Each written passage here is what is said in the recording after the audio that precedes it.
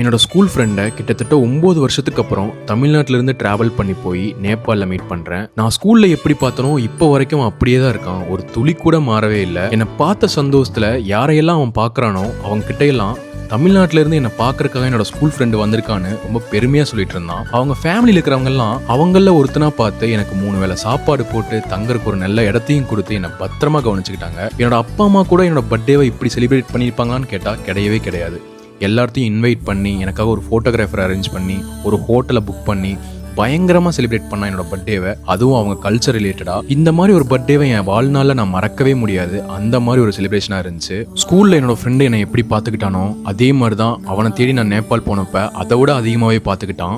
அவன் ஒய்ஃபு நான் கேட்குற நேபாளி டிஷ்ஷெல்லாம் எனக்காக ஒவ்வொன்றா செஞ்சு கொடுத்து என்னை அவ்வளோ அக்கறையாகவும் ரொம்ப அன்பாகவும் கவனிச்சுக்கிட்டாங்க. நம்ம வாழ்க்கையில் நிறைய பேர் வருவாங்க போவாங்க. ஆனால் சில பேர் மட்டும்தான் எத்தனை வருஷமானாலும் நம்ம சைல்ட்ஹுட்னஸை நமக்கு திரும்ப கொண்டு வந்து தருவாங்க. அப்படிப்பட்ட ஒரு நண்பன் உங்கள் லைஃப்பில் இருந்தால் தயவு செஞ்சு அவங்கள மிஸ் பண்ணிடாதீங்க.